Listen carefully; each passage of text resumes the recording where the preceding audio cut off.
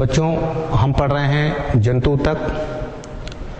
पिछली कालखंड में हम जंतु ऊतक के जो प्रकार है, पहले प्रकार पढ़े एपिथेलियल टिश्यू या उपकला ऊतक, दूसरे प्रकार पढ़े कनेक्टिव टिश्यू या संयोजी ऊतक और उनके भाग। आज हम पढ़ेंगे जंतु ऊतक के अंतर्गत पेशी ऊतक। पेशी ऊतक इसको कहते हैं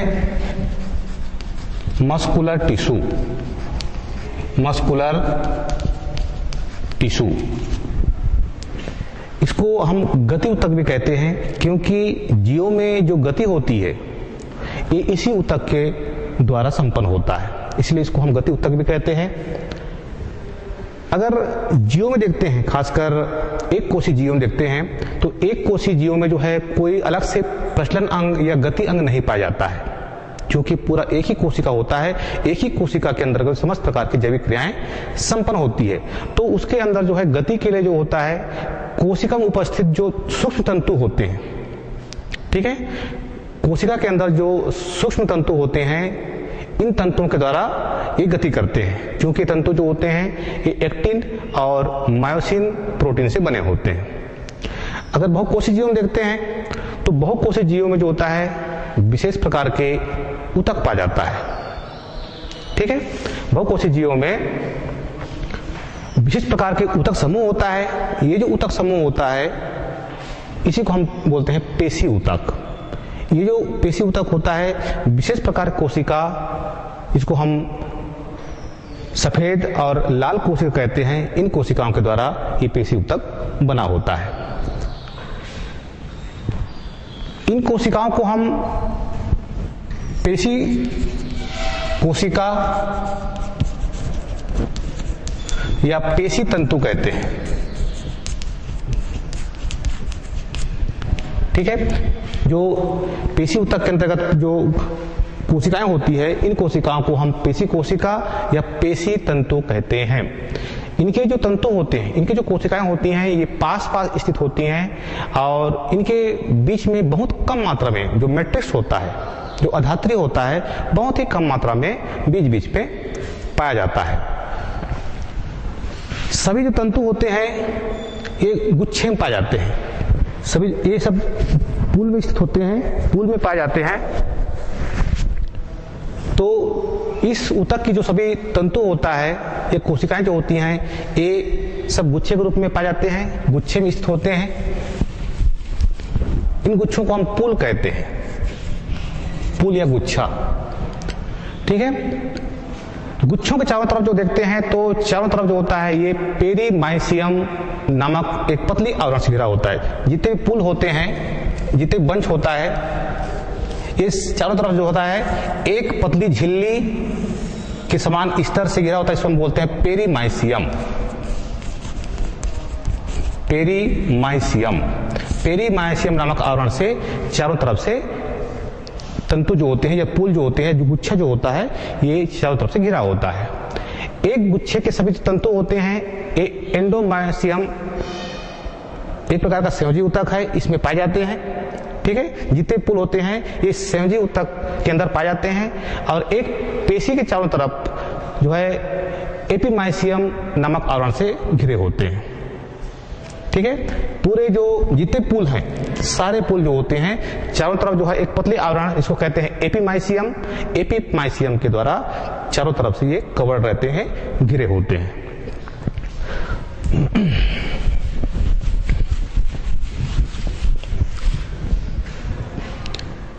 जीवों में जो गति होती है ये पेशी के संकुचन और शीतलन से होता है। इन्हीं पेशियों के अंदर जो तंतु होता है, इन्हीं तंतुओं के सिकुड़ने से और फैलने से जो है जीव गति करता है, ठीक है। तो पेशियों के सिकुड़ने और शीतलन से जो है, संकुचन और शीतलन से जो है जंतु गति करता है। पेशी सेल के अंदर एक्टिन और मायोसिन तंतु होते हैं, इन्हीं के द्वारा जो है जंतु जो है गति करने में सक्षम होता है। अब इनके प्रकार देखते हैं। तो जो पेशी ऊतक जो होता है,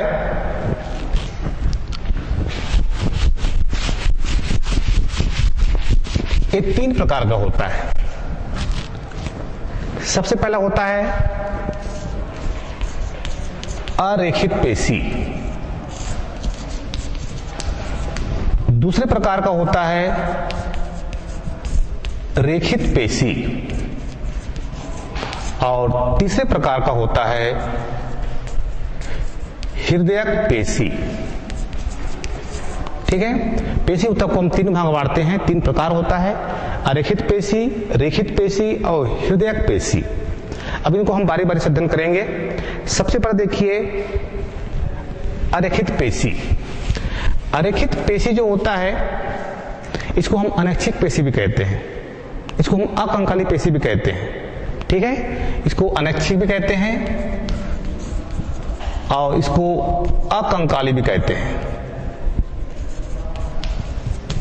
अकंकाली पेशी या अनैच्छिक पेशी या अरेखित पेशी। अगर इस प्रकार की पेशी देखते हैं तो शरीर के उन भागों पर पाया जाता है जहां की अंग जो होता है स्वेच्छा से कार्य करते हैं, जिसके ऊपर जो है उन अंगों के ऊपर जो है मस्तिष्क का नियंत्रण नहीं होता है। ऐसे अंगों पर जो है इस प्रकार की पेशियां पाई जाती है, जैसे कि आपका आहार नाल है, मूत्राशय है, पित्ताशय है, श्वास नलियां हैं। इन जगहों की दीवारों पर जो है इस प्रकार की पेशियां पाई जाती हैं। इन पेशियों के चारों तरफ जो होता है स्वायत्त तंत्रिका तंत्र जुड़ी होती है ना। पूरी जो स्वायत्त तंत्रिका तंत्र होता है इन्हीं पेशियों पर फैली होती है। ये पेशियां कभी भी कंकाल से नहीं जुड़ती हैं, इसलिए इनको हम बोलते हैं अकंकाली पेशी। ठीक है, जो भी पेशियां होंगी शरीर के जिस भाग पर भी पेशियां होंगी, ये पेशी खासकर अरेखित पेशी ये किसी भाग पर भी कंकाल से या स्केलेटन से नहीं जुड़ती हैं, इसलिए इसको हम अकंकाली पेशी भी कहते हैं। अगर सेल देखते हैं तो इस पेशी की जो कोशिकाएं होती हैं काफी लंबी लंबी होती हैं, सक्रिय होती हैं, मैट्रिक्स द्वारा जो है आपस में जुड़ी होती हैं।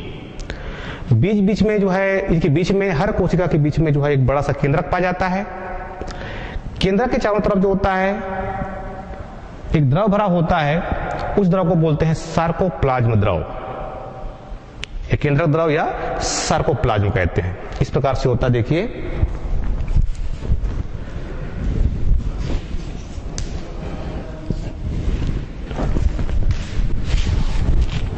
इसमें पेशी इस प्रकार से होती है, लंबी लंबी कोशिकाएं ऐसी होती हैं ऐसा, और सब आपस में जुड़ी होती हैं, सटी होती हैं ऐसा।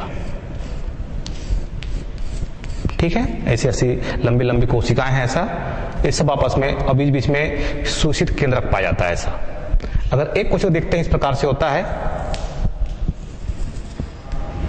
इस प्रकार से एक तंतु है, एक कोशिका है, बीच में एक बड़ा सा केंद्रक पाया जाता है, इसको केंद्रक कहते हैं, न्यूक्लियस है ना।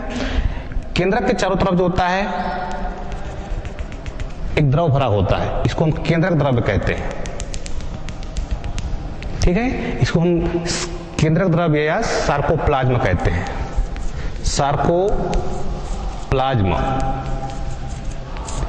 और बाकी हिस्से में जो तंतु होते हैं ये एक के बाद एक लगे होते हैं ऐसा, इस प्रकार से तंतु ऐसा लगा होता है ऐसा, ऐसा तंतु है ऐसा, और इन तंतुओं के बीच में थोड़ा थोड़ा सा मैट्रिक्स पाया जाता है। ठीक है, इन तंतुओं के बीच बीच में थोड़ा थोड़ा सा मैट्रिक्स पाया जाता है। पूरा तंतु ये आपका गुच्छा हो गया, तंतु का पूरा पूल है, ये गुच्छे के रूप में है। पूरे तंतु के चारों तरफ जो होता है एक आवरण पाया जाता है इस प्रकार से, बाहर से इस प्रकार से आवरण होता है, इसको कहते हैं हम सार्कोलेमा। ये आपका सार्कोलेमा है, सार्कोलेमा। ठीक है, तो पूरा पुल जो है चारों तरफ से एक झिल्ली से एक बाह्य आवरण से गिरता है, इसको सार्कोलेमा कहते हैं। बीच में केंद्रक होता है और केंद्रक के चारों तरफ जो होता है एक द्रव भरा होता है, इसको हम कहते हैं सार्कोप्लाज्म द्रव।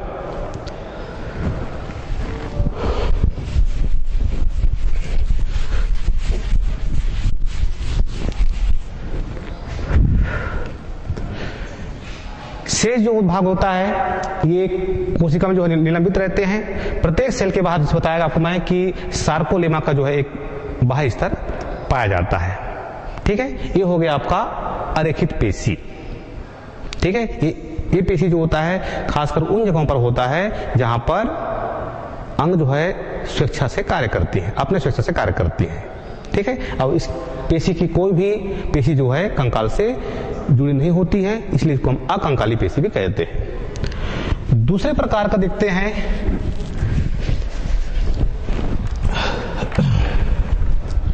रेखित पेशी।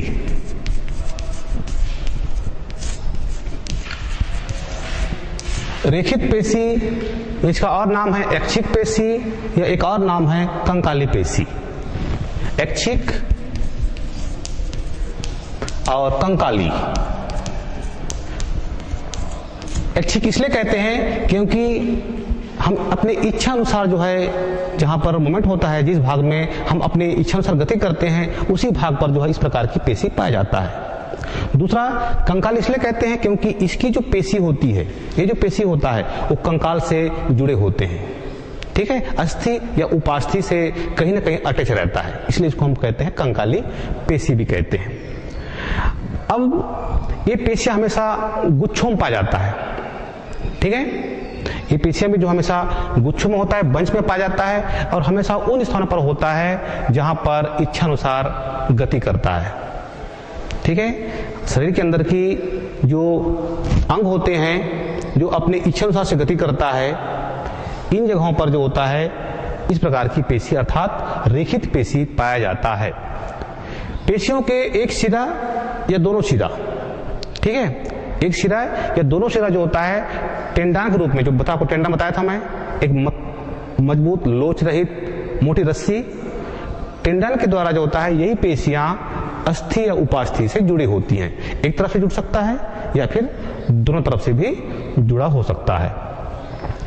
पूरे शरीर में अगर देखते हैं तो 40% भाग में, लगभग 40% है ना, 40% भाग में इस प्रकार की पेशियां शरीर में पाई जाती हैं। पेशी में उपस्थित जो कोशिकाएं होती हैं, देखिए ये काफी लंबी लंबी होती हैं, बेलनाकार होती हैं, अशाखित होती हैं और सेल के चारों तरफ जो होता है सार्कोलेमा का एक बाह्य आवरण पाया जाता है।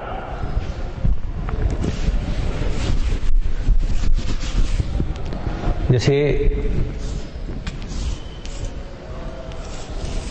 ये आपका अस्थि है इस प्रकार से, ये आपका टेंडांस, इसको हम टेंडान कहते हैं, है ना। यहीं पर जो होता है होती है अग्रभाग पर या दोनों तरफ होती है इस प्रकार पेशियां। जो टेंडांस होते हैं, टेंडांस के अग्रभाग पर जो है ये अस्थि को जोड़ता है।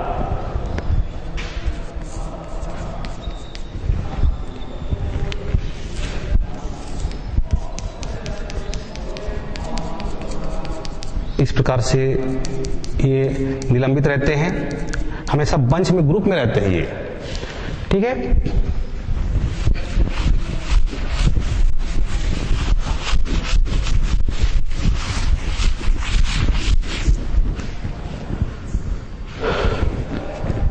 सार्कोलेमा जो होता है बाहर तरफ जो होता है आपका सार्कोलेमा, बाहर से मजबूत इस प्रकार से घिरा होता है, इसको हम बोलते हैं सार्कोलेमा,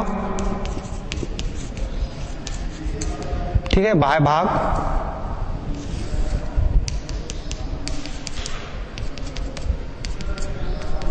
ये सभी तंतु हैं। तंतुओं के बीच में बहुत पतला मैट्रिक्स पाया जाता है। ये एक कोशिका है ना, एक कोशिका, एक कोशिका, एक कोशिका और दो कोशिका के बीच में सटी होती है, सब बंच में होता है और बीच में जो है पतला बहुत कम मात्रा में मैट्रिक्स पाया जाता है। चारों तरफ जो होता है आवरण जो होती है इसको हम कहते हैं सार्कोलेमा। ये सार्कोलेमा है, बाह्य आवरण घिरा होता है सार्कोलेमा। सार्कोलेमा जो होता है कोशिका द्रव्य से भरा होता है, ठीक है। इसको सार्कोप्लाज्म कहते हैं। कुछ कोशिकाएं चपटी अंडाकार में केंद्रक होता है और किसी किसी में जो होता है बहुकेंद्रक भी होता है। कुछ कोशिकाओं में जो है एक चपटी केंद्रक होता है, अंडाकार हो सकता है, चपटा हो सकता है, लेकिन कुछ कोशिकाओं में जो है एक से ज्यादा केंद्रक भी पाया जाता है। इसलिए कोई कोई कोशिकाएं जो होती हैं वो बहुकेंद्रकी भी होती हैं, एक से अधिक केंद्रक भी इसमें हो सकता है, ठीक है। तो इसमें जो अंदर जो केंद्रक होती हैं वो खासकर चपटी या फिर अंडाकार आकार की हो सकती हैं। सार्कोप्लाज्म के अनेक धागों के समान जो होता है एक दूसरे के समांतर पेशी तंतु पाए जाते हैं। ये जो तंतु होते हैं इस एक दूसरे के समांतर पाए जाते हैं, ठीक है। इन्हीं कोशिकाओं के अंदर में जो वंश में जो तंतु होता है ये आपस में एक समांतर क्रम में जो है कोशिका के अंदर में निलंबित रहते हैं। प्रत्येक तंतु जो होता है उस सार्कोप्लाज्म की पतली परत से अलग रहता है। अब ये बीच बीच में ये जो आपका होता है ये सार्कोप्लाज्म है, ठीक है। इसके पास बहुत सारी कोशिका है ऐसा। ये बीच बीच में जो गेप दिखता है वाला लाइन दिखता है इसको हम बोलते हैं आपका सार्कोप्लाज्म, है ना। ये दो कोशिकाओं के बीच का ये लेयर है, ये सार्कोप्लाज्म है। और चारों तरफ से जो है ये कोशिकाएं जो होती है सार्कोलेमा से कवर्ड रहता है, घिरा होता है।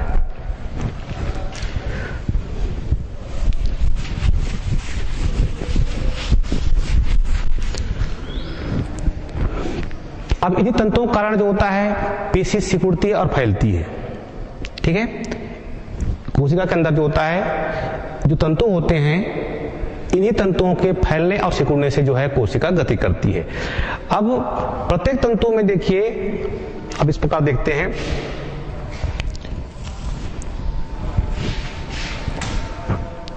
ये जो आप बनाया हूं देखिए इस प्रकार से प्रत्येक तंतु में जो है दो भाग होता है। एक रेखित पेशी का एक तंतु है, एक कोशिका है, ठीक है। अगर एक कोशिका के बीच में देखते हैं तो एक कोशिका में जो है दो भाग होता है। प्रत्येक तंतु में जो है दो भाग होते हैं, एक गाढ़ा भाग होता है और एक हल्का भाग होता है। इसको ऐसा समझिए, देखिए समझिए, एक कोशिका है, तंतु है, ठीक है। ये दो एक कोशिका है, एक कोशिका, ये दूसरा। बीच बीच में ऐसा गाढ़ा भाग होता है, फिर हल्का, फिर गाढ़ा भाग, फिर हल्का भाग, फिर गाढ़ा भाग। इस प्रकार से अल्टरनेट जो होता है एक के बाद एक जो है ऐसा डॉट पा जाते हैं, ठीक है। कोशिका के अंदर जो होता है एक गहरा भाग होता है, एक हल्का भाग होता है, फिर गहरा भाग, फिर हल्का भाग, गहरा भाग, हल्का भाग, ठीक है। ये डार्क पार्ट्स होता है, डार्क भाग है, गहरा भाग, ये लाइट पार्ट्स है, हल्का भाग है। जो तंतु के अंदर जो गहरा भाग होता है इस गहरे भाग को हम कहते हैं ए बैंड, ठीक है। इसको गाढ़ी पट्टी भी कहते हैं, इसको हम कहते हैं ए बैंड। और जो हल्की पट्टी होती है इसको हम आई बैंड कहते हैं, ठीक है जी। ये जो आपका जो गाढ़ा भाग होता है, गाढ़ी पट्टी होती है, गाढ़ी पट्टी को हम ए बैंड के नाम से जानते हैं, ये ए बैंड है। जबकि जो हल्का पट्टी होता है इसको हम आई बैंड के नाम से जानते हैं। तो इस प्रकार से एक कोशिका के अंदर में स्पष्टतः दो पट्टी होती है, एक गाढ़ा पट्टी ए बैंड, हल्की पट्टी आई बैंड।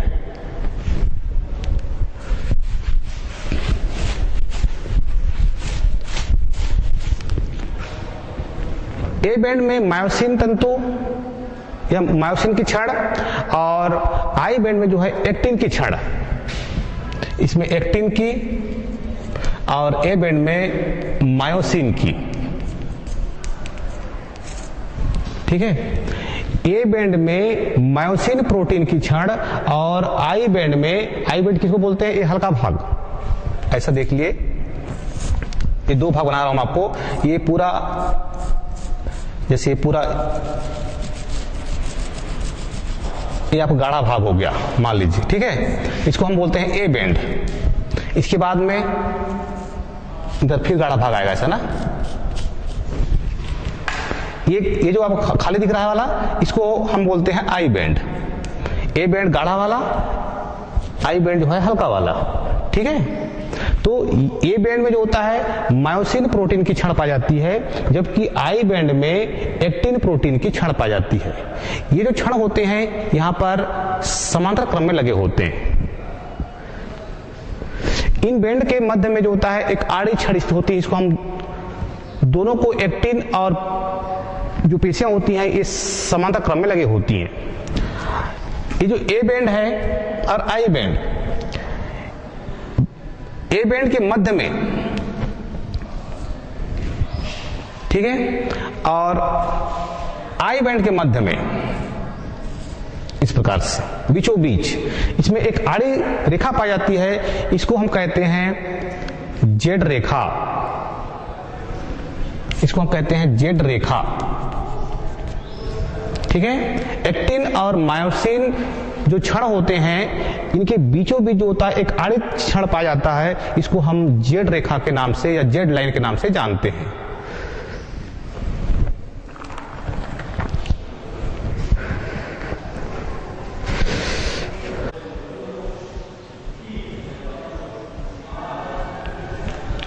हाँ, तो ये जो गाढ़ा क्षेत्र होता है इस प्रकार से यहां से यहां तक, ये आपका ए बैंड और ये यहां से यहां तक आपका आई बैंड। ठीक है, दोनों बैंड के बीच में जो आपका आड़ी रेखा इसको हम कहते हैं जेड रेखा, ये भी जेड रेखा। ठीक है, इसको जेड रेखा कहते हैं, मालूम होना चाहिए आप लोगों को। ठीक है, ये ए बैंड किसको कहते हैं, आई बैंड किसको कहते हैं, जेड रेखा मतलब दोनों बैंड के बीचों बीच एक जो है आड़ी रेखा जो खींचते हैं उसको हम जेड रेखा कहते हैं। इसके पश्चात ए बैंड में जो ये डार्क भाग होता है यहां से यहां तक, जो ए बैंड होता है इस प्रकार से, ए बैंड जो होता है जो गाढ़ा भाग होता है,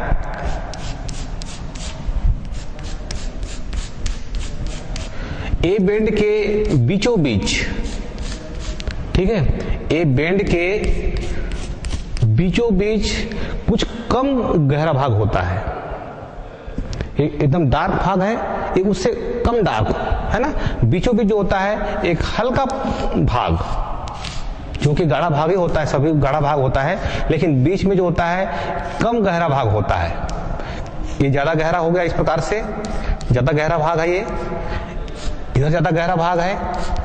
ए बैंड के बीचों बीच में एक कम गहरा भाग होता है, इस कम गहरे भाग को हम कहते हैं एच क्षेत्र, एच लाइन।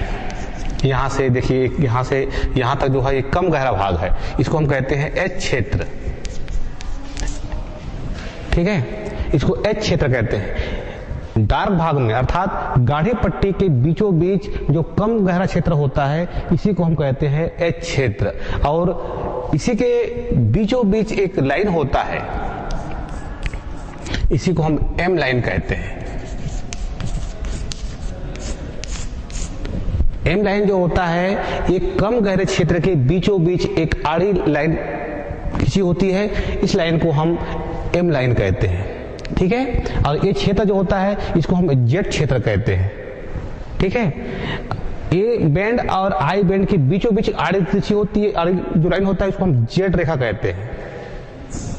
ठीक है, दो जेड रेखा अर्थात ए बैंड के बीचों बीच और आई बैंड के बीचों बीच जो आड़ी लाइन होता है, अर्थात एक जेड रेखा दूसरी जेड रेखा, दो जेड रेखा के बीचों बीच जो स्थान होता है इसको हम कहते हैं सार्कोमियर।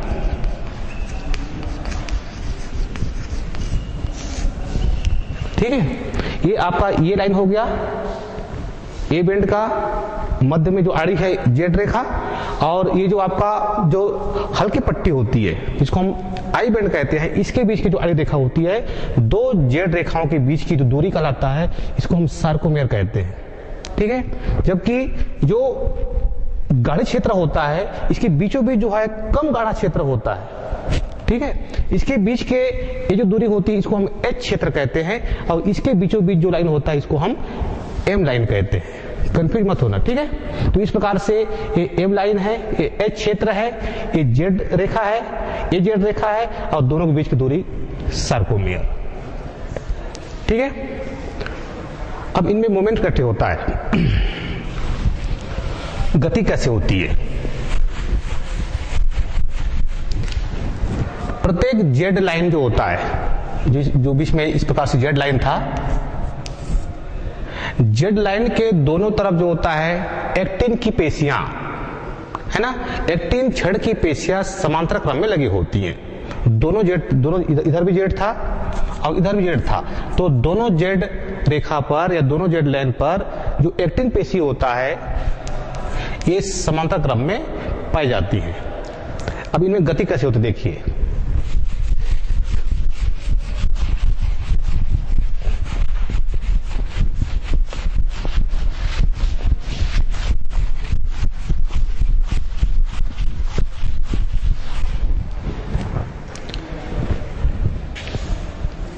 ये आपका जेड लाइन, ठीक है, ये आपका जेड लाइन, दोनों बीच की दूरी क्या कहते हैं इसको, ये सार्कोमियर है, सार्कोमियर। इसी जेड लाइन पर जो एक्टिन पेशी होती है, जो एक्टिन जो पेशी होती हैं, ये समांतर क्रम में लगी होती है।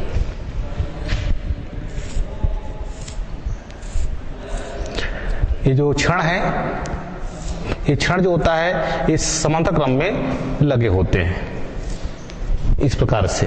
इधर भी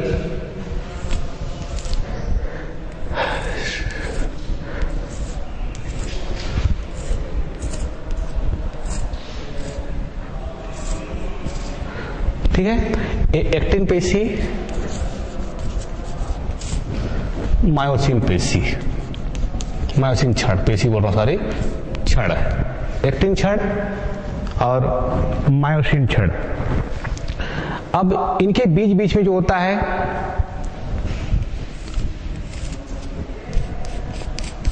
मायोसिन क्षण लगे होती हैं।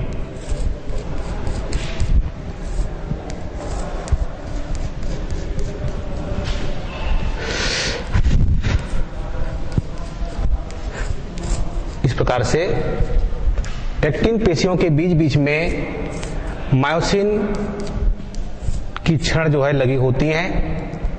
इस प्रकार से अवस्था होती है। जेड लाइन एक्टिन पेशियां समांतर क्रम में, एक इधर इधर इधर इस प्रकार से, ठीक है। इस क्षण में भी ये जेड रेखा है, इस जेड रेखा के दोनों तरफ जो है एक्टिन पेशियां जो है समांतर क्रम में लगी होती है। इन्हीं के बीच बीच में आपका मायोसिन क्षण लगा होता है। ये सामान्य स्थिति में होता है, ठीक है, ये आपका सामान्य स्थिति में ऐसा होती है। जब इनमें गति होता है, स्थिर अवस्था में है ना, ये स्थिर अवस्था में है। ये जब कोई जीव गति करता है तो ये जो पेशियां होती हैं, इनकी जो मूवमेंट होता है, ये बदल जाता है। तब कैसे होती हैं?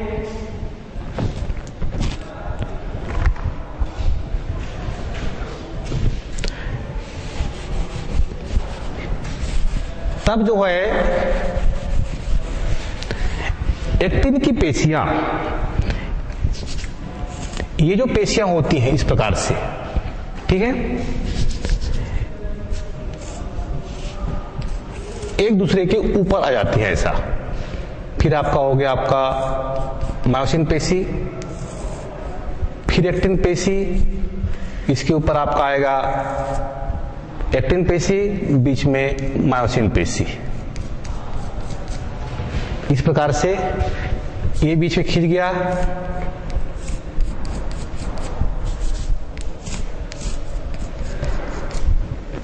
ऐसे बीच बीच में आ जाता है।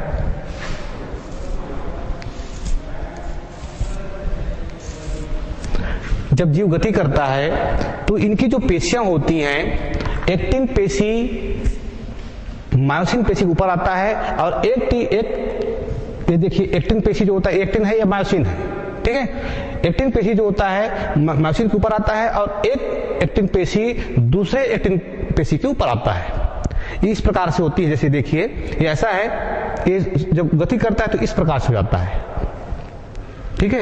एक एक्टिन पेशी जो है दूसरे के ऊपर आती है ऐसा, ठीक है। जब गति करता है तो इस प्रकार से इनमें लोकोमोशन ऐसा होता है गति।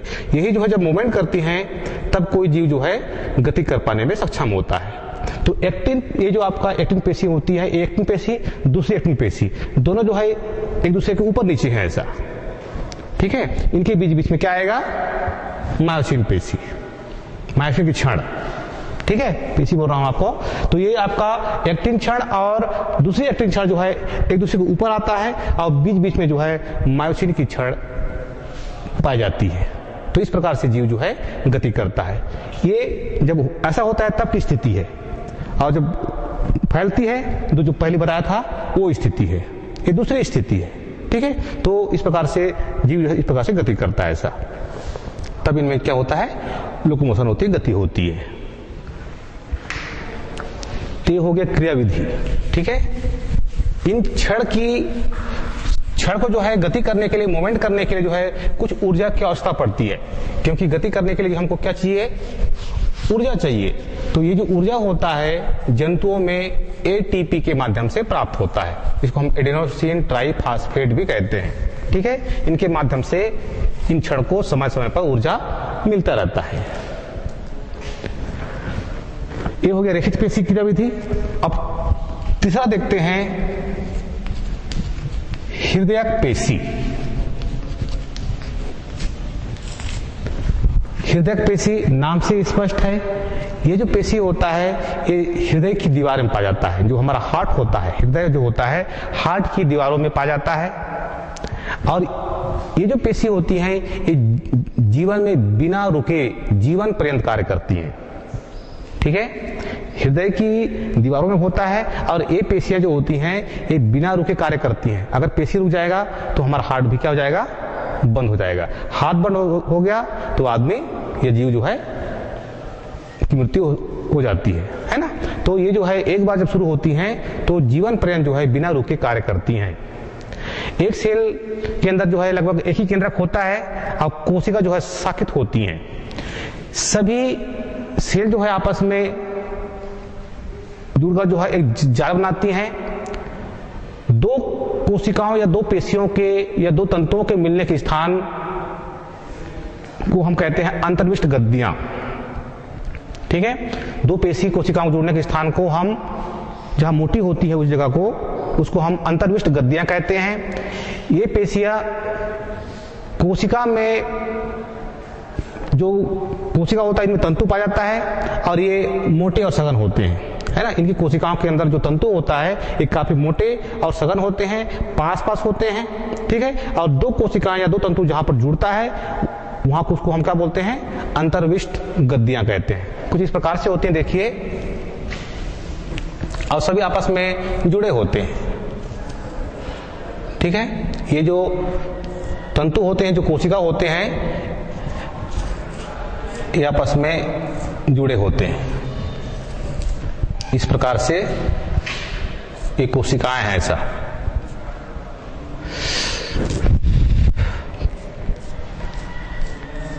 सब में एक एक केंद्रक होता है। ऐसा सभी कोशिकाएं जो है आपस में मिलकर एक जाल बनाती हैं। तो जहां जहां पर दो कोशिकाएं आपस में जुड़ती हैं, इसी एक कोशिका है दूसरी कोशिका है, इस भाग के थोड़ा सा ये मोटा हो जाता है पास को, इसी को हम बोलते हैं अंतर्विष्ट गद्दियां। अंतर्विष्ट गद्दियां, ठीक है। तो इस प्रकार से ये जो पेशी होता है वो हृदय के अंदर पाया जाता है। सभी आपस में ब्रांचेड होती हैं, सब जुड़ी होती हैं। तो इस प्रकार से हम देखते हैं तो हृदय पेशी को, सॉरी, पेशी ऊतक को हम तीन भाग में बांटते हैं। पहला क्या बताया आपको मैं, अरेखित पेशी, इसको हम अनैच्छिक पेशी भी कहते हैं और अकंकाली पेशी भी कहते हैं। दूसरा पढ़े हम रेखित पेशी या ऐच्छिक पेशी या फिर कंकाली पेशी। कंकाल इसलिए कहते हैं क्योंकि ये कंकालों से जुड़े होते हैं। और तीसरे प्रकार का है हृदय पेशी। यह पेशी जो है सिर्फ हृदय की दीवार में ही पाया जाता है, ठीक है। तो इस प्रकार से हमने आज हृदय पेशियों के बारे में अध्ययन किए। अगले कालखंड में हम दूसरे प्रकार के पेशी का अध्ययन करेंगे। धन्यवाद।